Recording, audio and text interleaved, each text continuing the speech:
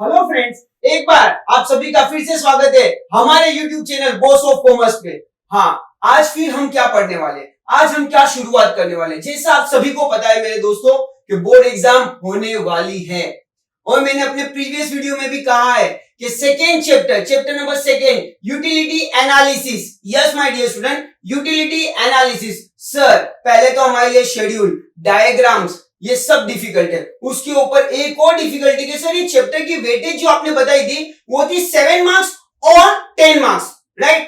अगर 7 मार्क्स के लिए चैप्टर आ रहा है तो क्या हम इसमें से पढ़ सकते हैं, क्योंकि लॉन्ग क्वेश्चन हमारा 8 मार्क्स का है। तो is it value for 8 marks 10 marks? क्या पढ़े हम सर? डिस्टिंग बिटवीन पढ़े, एग्री डिसएग्री पढ़े, या फिर हम लोग लॉन्ग क्वेश्चन पढ़े? मेरे दोस्तों, मेरे भाइयों, मेरे बच्चों, आप सभी को आज एक गाइडेंस देना चाह रहा हूं। जो टॉपिक आज हम पढ़ने वाले हैं उसमें से 100% guarantee, again I am repeating 100% guarantee, एक डिस्टिंग बिटवीन का क्वेश्चन और एक अग्री डिसएग्री आना ही है, आना ही है। चाहे वो क्वेश्चन ब्रीफ में ना आए फिर भी उसकी वैल्यू 4 मार्क्स की हो सकती है, या मैं कहूंगा होगी। The topic name is features of utility. हाँ दोस्तों, फीचर्स ऑफ यूटिलिटी, और ये फीचर्स ऑफ यूटिलिटी टोटल आपके टेक्स्ट बुक में 10 पॉइंट्स है। I try to explain 12 points. हाँ सर, क्या कह रहे हो आप? टेक्स्ट बुक में 10 है, हम आपको 12 देने वाले हैं। बट मेरे दोस्तों, हमारा वीडियो शुरू होने से पहले मैं आपको बता दूं, we are the teaching with the gesture method. It means हाथों का जादू। इट मींस एक और शब्द में कहना चाहूंगा, इसे मैं मेरे शब्द में कहूं तो हम सीखने वाले legal cheat. Yes, my dear student, how we will do a legal cheating in the exam? Sir, सच में? Yes, my dear student, ना तो हम कोई कागज लेके बैठेंगे, ना हाथों पे लिख के जाएंगे, पर हाथों के जादू से बाहर करेंगे और 100% आंसर्स को लिख के आएंगे। तो हो जाइए तैयार हाथों के जादू के लिए। My dear student, सबसे पहले मैंने आपको पहले भी समझाया वीडियो में कि हम हमारे कॉन्सेप्ट को 3 बार पढ़ेंगे। फर्स्ट, हर एक टॉपिक को कैसे बाहर करना है उसकी एक शॉर्ट स्टोरी है, एक शॉर्ट कहानी है, वो आपको सुननी है और उसको अपने माइंड में बिठाना है। और इतनी इजी है, इतनी इजी है, इतनी सिंपल है, एक बार सुनने के बाद बार बार याद रहेगा। हाँ जी, क्या? एक बार सुनने के बाद बार बार याद रहेगा। भूले से ना भूले तेरी मेरी ये यारी। यस माय डियर स्टूडेंट, सिर्फ पढ़ना एक बार है, सीखना बार बार है। और मैंने कई बार कहा है मेरे फादर की कहानी कि भाई फ्री की बुक भरो, पैसे की बुक भर के कोई मतलब नहीं है। तो चलिए शुरू करते हैं आज का हमारा वीडियो, कमाल धमाल, that is the features of utility. हाँ माय डियर स्टूडेंट, पहले मैं आपको पीछे मेरे शेड्यूल में बताता हूं किस तरह से एक डायग्रामेटिक वे से आप टोटल पॉइंट्स को बाहर कर पाओगे। 10 to 12 पॉइंट्स कैसे बाहर कर पाओगे। फर्स्ट हम पॉइंट्स बाहर करेंगे, देन वन बाय हर एक पॉइंट्स की मैं आप लोगों को शॉर्ट स्टोरी बताऊंगा। वो स्टोरी के बेस पे आपको इंटरनल मटेरियल भी बाहर हो जाएगा। जी हाँ, हमारे बाजू वाले ने हमको पॉइंट्स बाहर करने के सिखाया था। C2R2 राधा कृष्ण के साथ मेनी वर्डिंग्स, मेनी ट्रिक हमको पता है। बट सर हमको ट्रिक से पॉइंट तो बाहर हो जाता है, बट अंदर का मटेरियल बाहर होता नहीं है। तो my dear student, I make you promise, material के साथ आपको बाहर कराऊंगा विद जेस्चर मेथड, राइट। और ये क्वेश्चन कहां पे एग्जाम में आएगा? सबसे पहले आपको डिस्टिंग बिटवीन यहां से एक आएगा, और सेकेंड आपके लिए अग्री डिसएग्री में ये क्वेश्चन आएगा ही आएगा, 101% guarantee. Let's start my dear student, features of utility. But before starting features of utility, again I am repeating, what do you mean by utility? Utility होता क्या है? How you will recall the utility? तो मेरे दोस्तों, मेरे हाथों के जादू से पढ़ने के लिए हो जाइए तैयार, और मैं जो यहाँ पे कर रहा हूं मेरे साथ में फॉलो करिए। आई मेक यू प्रॉमिस, आपको सेकेंड टाइम बुक हाथ में लेने की जरूरत पड़ेगी नहीं। सो फर्स्ट, यूटिलिटी क्या है बेटा? तो utility is nothing but the capacity और power of a commodity to satisfy human wants. इस तरह से आपको टेक्स्ट बुक में लिखा हुआ है। अदर वर्ड में कहा जाए तो it is a want satisfying power of a commodity to satisfy human wants. इस तरह से फिर से कुछ बुक में लिखा हुआ है। तो मैंने क्या पढ़ा है? तो शुरू हो जाते हैं हमारे जादू के लिए। मैं जो भी कर रहा हूं मेरे साथ में करना।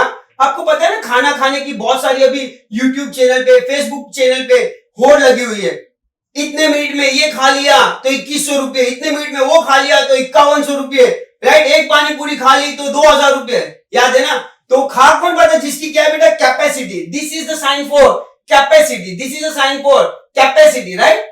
और let's start. What you mean utility? So utility is nothing but the capacity. मेरी एक्शन को फॉलो करना बच्चों। कैपेसिटी और पावर। यूटिलिटी मीन्स व्हाट बेटा? कैपेसिटी और पावर।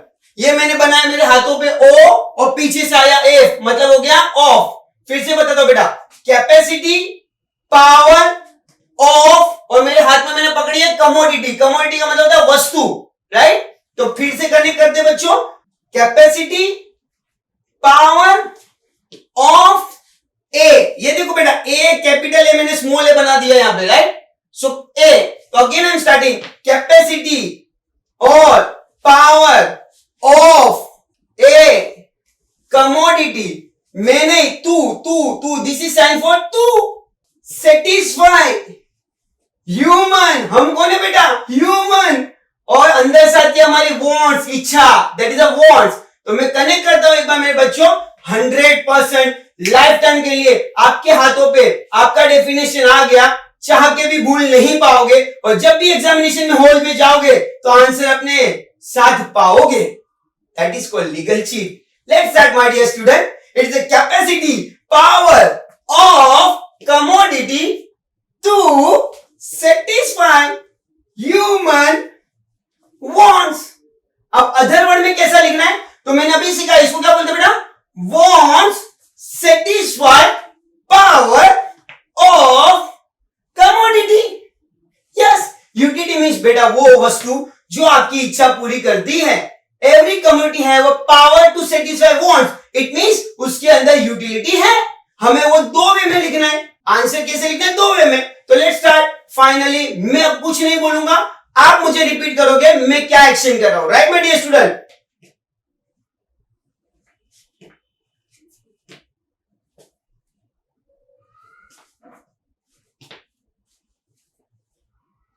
wants, एंड रिपीट करो इसको उल्टा। In other word, it is a wants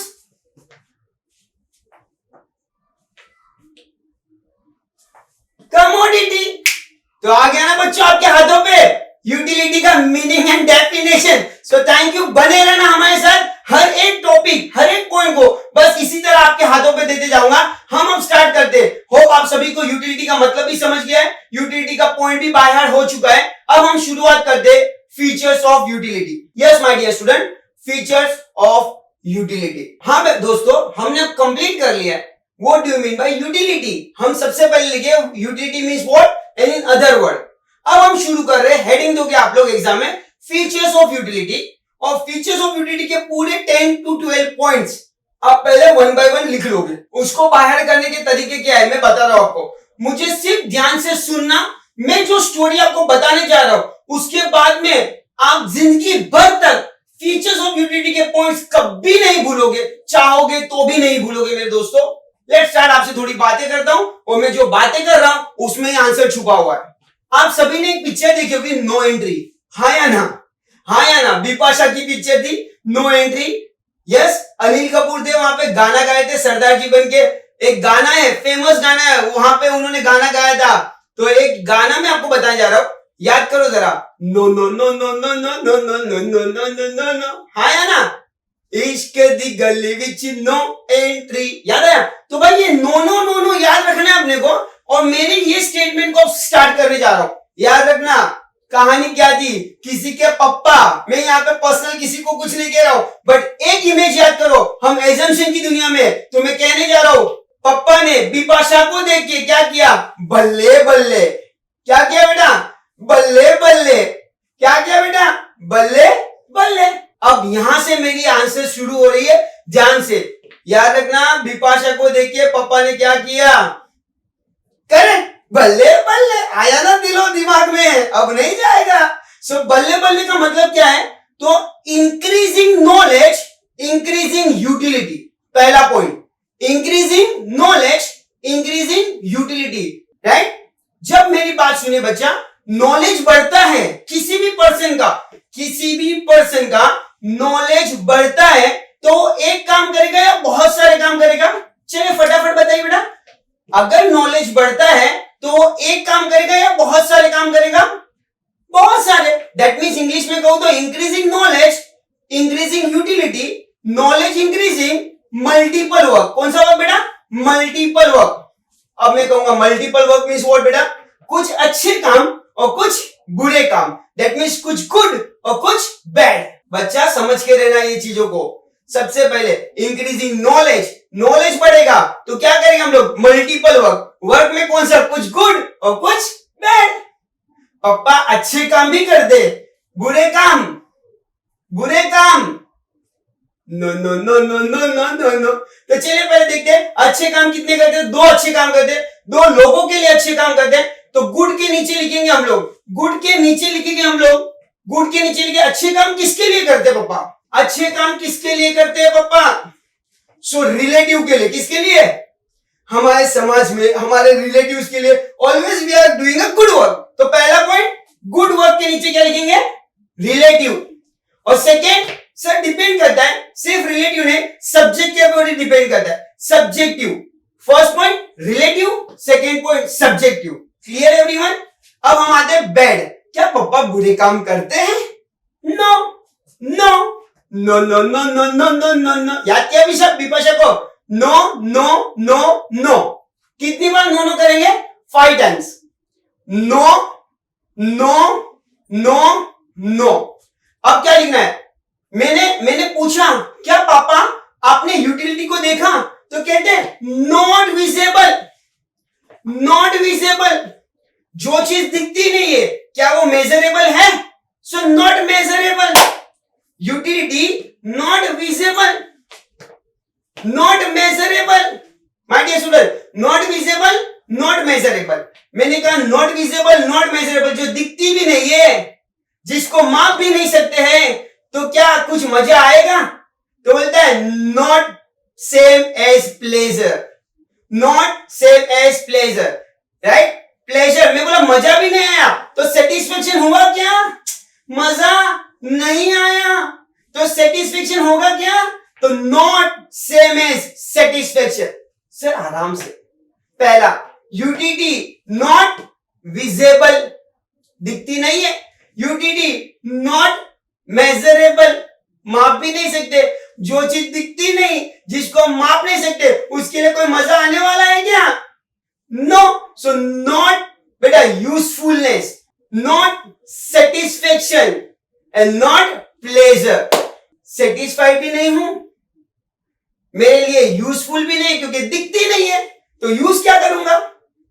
और मेरे को प्लेजर भी नहीं है, मजा भी नहीं आया, तो not pleasure, not satisfied. Right my dear student? आगे चलते हैं।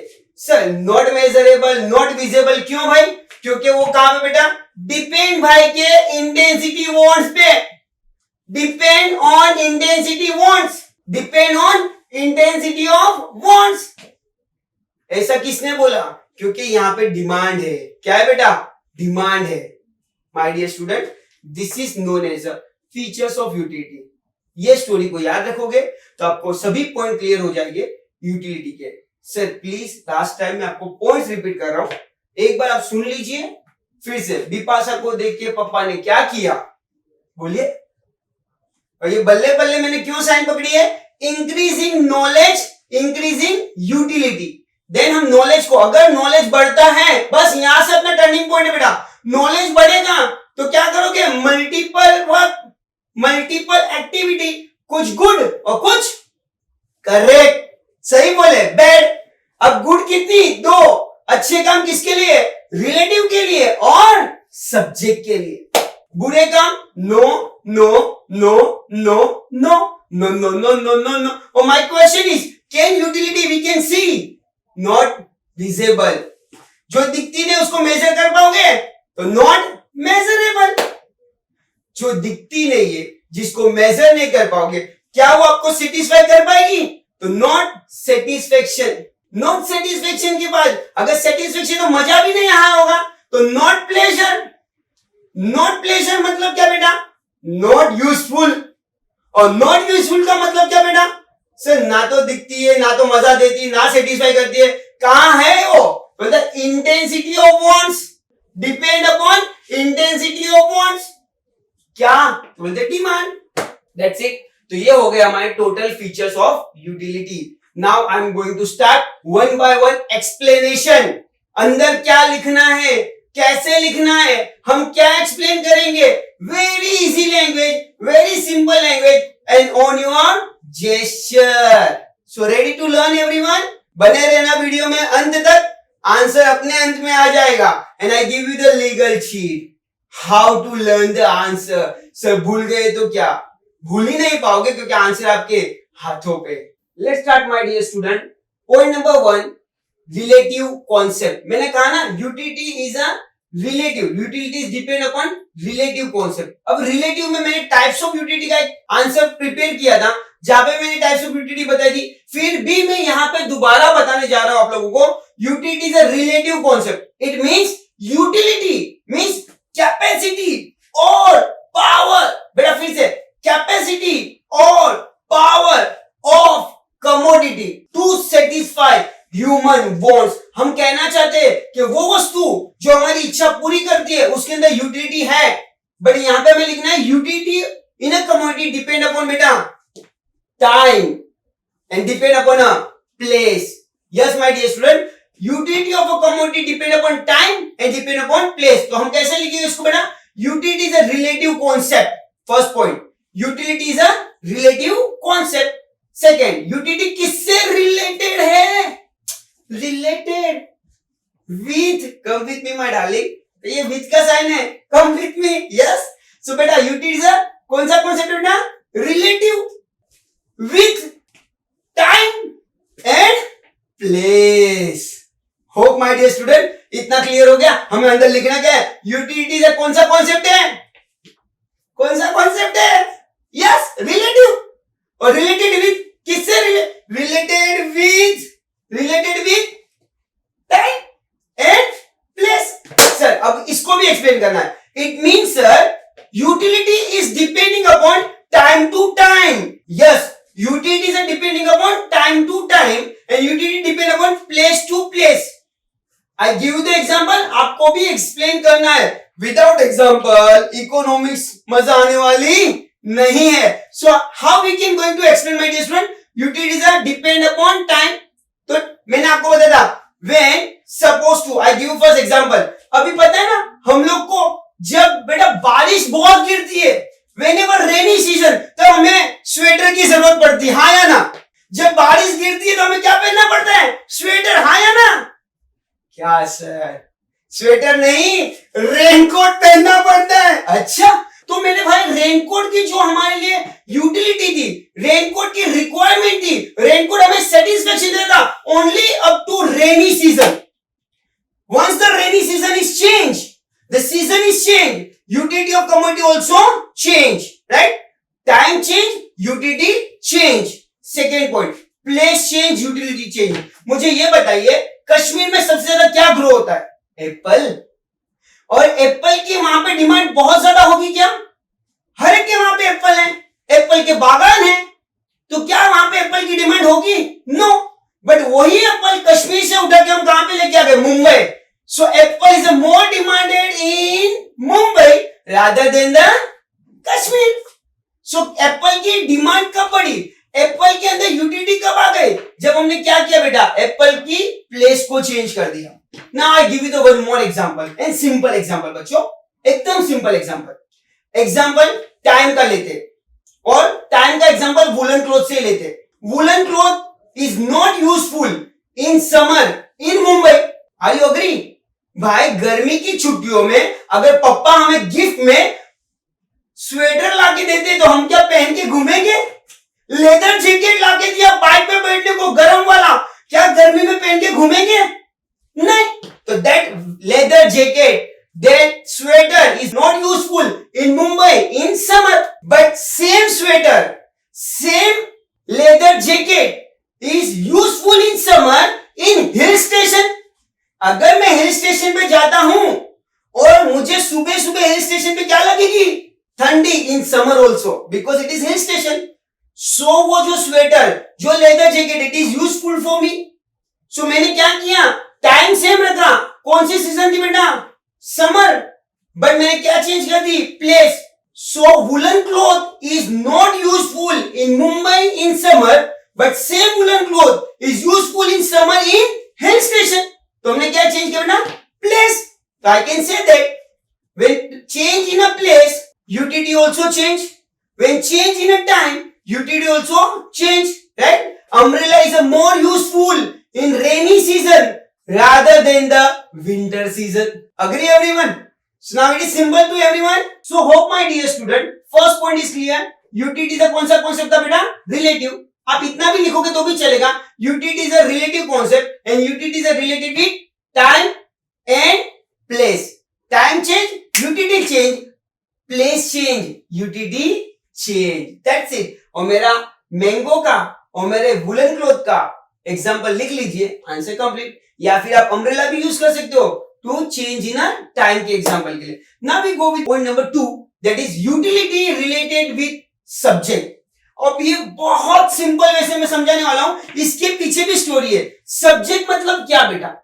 आप सभी ने मुन्ना भाई पिक्चर देखी होगी. Munna Bhai MBBS, right my dear student, देखा था पिक्चर? हाँ जी. तो मुन्ना भाई में जो वो मुन्ना भाई जब हॉस्पिटल में जाते हैं और वो जो व्हील चेयर पे जो आदमी को लेके जाते हैं, राइट, बहुत सालों से वो हिला भी नहीं था. डॉक्टर इसकी आंखें ऐसे चीर के उसके ऊपर रोशनी डालते हैं और बताते हैं ये हमारा सब्जेक्ट है, ये हमारा सब्जेक्ट है, ये हमारा सब्जेक्ट है. बट तभी हमारे संजय बाबा बोलते हैं ना, अरे उसको दर्द होगा, ये सब्जेक्ट नहीं है. ये कौन है? आनंद भाई. That is known as a person. Subject मतलब, मेरे को तो पिक्चर देख के समझ गया था, सब्जेक्ट मतलब कौन होता है? कौन होता है? Correct. Subject means person. Yes my dear student. So यहां पे हमें सिर्फ इतना एक्सप्लेन करना है, utility is subjective. Subjective means what? Subject मतलब मैंने क्या बनाया? क्या बोला अपने बाबा ने? सब्जेक्ट मतलब person. So utility depending upon person to person. Yes, आपको इतना लिखना है. Utility is a subjective concept. Utility is a depend by upon person to person. Person change, utility change. That's it. Then आपको example लिखना है. अब example में आप क्या क्या लिख सकते हो? आराम से आप एग्जाम्पल में बहुत सारी चीजें लिख सकते हो. जैसे कि first example, simple and easy example. First, non veg. Yes, दोस्त person is a non vegetarian. उसके लिए chicken mutton is very useful. वो चिकन मटन खा के उसे सेटिस्फेक्शन मिलेगी और कितना भी महंगा होगा वो खाएगा. But same non veg dish is not useful for vegetarian person. वो वेजिटेरियन के लिए यूजफुल नहीं है. तो I can say that the non vegetarian dish या non veg dish is useful for non vegetarian, but same non veg dish is not useful for vegetarian. So person change, a utility of a commodity also change. तो मैंने answer कैसे बाहर करना है? यहां पे देखो बेटा, आंसर सब भूल गए तो अपना हाथों का जादू किधर गया? तो यहां पे लिखो change. This is a signature of delta. ये हमने हमारी चेंज की साइन है, राइट? चेंज. तो change in person, right? Change in करो, in person. Change in person, change in utility. So change in person, change in utility means बेटा utility is depending on person to person. Same एक example मैं देता हूं. अगर छोटे बच्चे के हाथ में वो स्टेटिस्कोप, जो डॉक्टर लोग ऐसा ऐसा करते हैं ना, is it useful for that small child, uneducated person? आपको और मुझे, हम कॉमर्स वालों को वो स्टेटिस्कोप दे दिया तो it is satisfy us.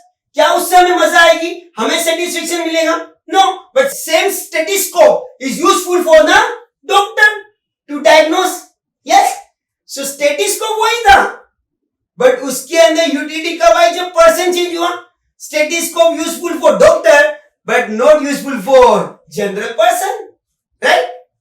So thank you so much. Now we are going toward the third point. Yes, my dear student. तो हमारे हाथों के जादू से हमने 2 पॉइंट कंप्लीट कर लिए. फर्स्ट था इज अ यूटिलिटी इज अ कौन सा कॉन्सेप्ट? मैं कुछ नहीं बोलूंगा. Yes, related with and related with. और सेकेंड हमने पढ़ा था यूटिलिटी इज कौन सा कॉन्सेप्ट है? मुन्ना भाई क्या बोलते हैं? Subjective concept, right? Person change, utility change. क्या सर हम इतना इतना लिखेंगे हमको मार्क्स मिलेगा? यस, श्योर, यही एक्सप्लेनेशन है, आपको मार्क्स मिलेंगे. Now third point my dear student, utility is a ethically neutral concept. Ethically neutral, ethically means वो बेटा हमको सिखाया गया था moral concept, good bad right wrong, इसको बोलते हैं इथिक्स, राइट। तो इसको एक्सप्लेन कैसे करेंगे पहले वो समझ लीजिए। इथिकली न्यूट्रल को हम लोग कहते हैं कॉरललेस। क्या कहेंगे बेटा? Colourless, colourless, colourless. Yes my dear student, exam में आएंगे कॉरललेस मतलब आंसर हो गया। तो आप हेड पॉइंट भी लिख सकते हो इसे। पॉइंट नंबर 3 में अगर आप भूल गए इथिकल न्यूट्रल कॉन्सेप्ट में लिखना, तो आप ये भी पॉइंट बना सकते हो, it is a colourless concept. और कॉरललेस का कॉन्सेप्ट का मतलब ही होता है तो utility of a commodity is not related with any ethical concept. Yes, पहला लाइन हम ये लिखेंगे, the concept of utility has no ethical consideration, it means it is a moralless और कॉरललेस कॉन्सेप्ट। नाउ उसके बाद हम क्या करेंगे बेटा? एग्जांपल देके समझाने की कोशिश करेंगे टीचर्स को। जी, व्हाट इज कॉरललेस? तो जब मैंने आपको डायग्राम पढ़ाया था, पप्पा बिपाशा बल्ले बल्ले, increasing knowledge increasing utility, knowledge बढ़ेगा तो multiple work, multiple work knowledge बढ़ेगा बेटा, नॉलेज बढ़ेगा तो हम बहुत सारे काम करते हैं, कुछ अच्छे कुछ बुरे। तो यही आपका आंसर है, गुड और बैड। गुड और बैड का मतलब होता है कॉरललेस। एक्सप्लेन कैसे करोगे? यहां से हमको हिंट मिल जाएगी ये आंसर की। तो the utility is a colourless concept, it means there is no ethical consideration. Yes, if commodity satisfying your good or bad, your good or bad wants, but अगर वो हमारी इच्छा पूरी कर रही है, that means utility है। So people, हमें ये बच्चों हमें ये देखना है कि यूटिलिटी चाहे हमारी कमोडिटी अच्छी इच्छा पूरी कर रही है या बुरी इच्छा, अच्छा है बुरा यहाँ पे देखी जाती नहीं है। अगर वो हमारी इच्छा पूरी कर रही है, that means I can say that commodity में यूटिलिटी है, कमोडिटी में वो पावर है जो हमारी इच्छा पूरी कर पा रहा है। That means that is called the colourless concept. How we will give example? I give you 2 example. Suppose liquor, दारू, लिकर इज अ गुड और बैड? सर जो पीते हैं उनके लिए गुड और जो पीते नहीं उनके लिए बैड। बट जो ड्रिंक करते हैं it is not good for health, but पीने के बाद वो अपनी इच्छा पूरी कर रहा है, ड्रंकर की इच्छा पूरी कर रहा है। That means I can say that whether the commodity that liquor satisfying good wants or bad wants, it not matter, अगर वो हमारी इच्छा पूरी कर रहा है that means it has utility. I give you second example. Sir, knife, चाकू, if knife in the hand of chef, cut, yes, chopping of vegetable, तो उसकी इच्छा पूरी हो रही है। chopping of vegetable is a good. Knife in the hand of the woman, or I can say in the hand of the mother in a cooking table, that means they are chopping. But I can say knife in the hand of killer, knife क्या कर रहा है? किसी को harm कर रहा है, किल कर रहा है। बट अगर सपोज वो नाइफ किल ही नहीं कर रहा है, डैचू वाला नाइफ है, वो अगर मार रहा है और सामने वाला किल नहीं हो रहा है, हार्म नहीं हो रहा है, क्या उसकी इच्छा पूरी हो रही है?